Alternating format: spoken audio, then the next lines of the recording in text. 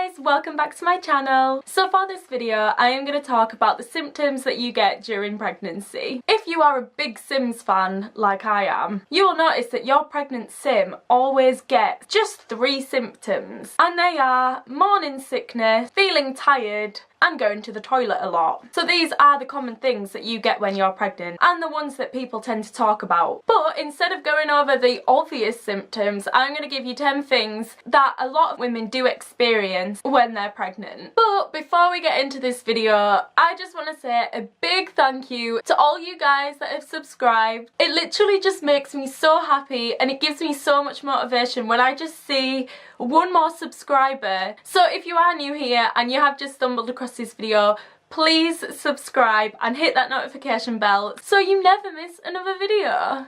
But yeah, thank you so much, and let's just get into this video. Number 1, how early your baby starts to kick. I actually felt Edward kick around 14 weeks and I literally thought I was just hungry. But no, it wasn't because I was hungry for once. So I actually asked my midwife about this and she actually confirmed it to me that it was Edward kicking. And honestly, I couldn't believe it. I did not think that you would feel the kicking from this early. I thought it would at least be past the halfway mark where you do feel your baby kick, but no, it's before this, and sometimes people feel it even earlier than this. So this is actually a really nice symptom, and just enjoy it because the kicks do get harder. Number 2, weird dreams. Literally from day 1 I would have the strangest dreams and they would just seem so real. Quite a lot of my dreams actually were of my exes, and I thought that I was pregnant with my ex's baby, and I would just feel so much guilt and worry in my dream, and I would carry that on until I woke up, and literally for about 2 minutes I would still think that I was not having Eric's baby, it was my ex. Number 3, angry at the slightest thing. So this is one that I definitely know that every woman goes through. And actually, I think this might have something to do with the conflict between yourself and your mother-in-law. Do you know how they just want to interfere with everything and they think that they're going to be the ones mothering the child? Yeah, that would really annoy me, but that is for a whole other video. Number 4, cravings. This is the one that you will often hear in the movies, and I swear it's exaggerated just to one craving throughout your whole pregnancy.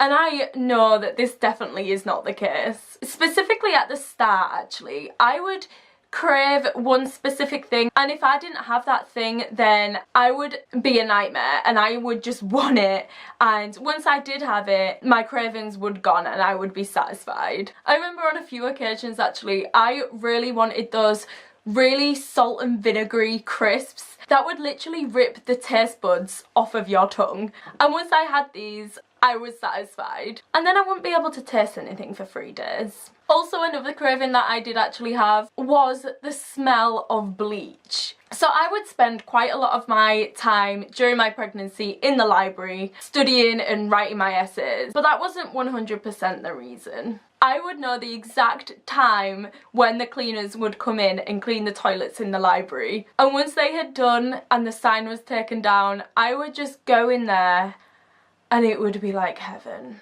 Number 5, bad breath and bleeding gums. I remember I was so self-conscious of my breath. Literally, I wouldn't even whisper to people in my lectures because I didn't want to bombard them with this horrible breath that I had. And I honestly don't know why you get bad breath during pregnancy. It might have some connection to do with bleeding gums as well, which I also don't know why that is a symptom. Every time I would brush my teeth, they would bleed so much. And then actually my wisdom teeth started to come through. That's probably a good reason not to get pregnant in your early 20s. Number 6, itchy skin.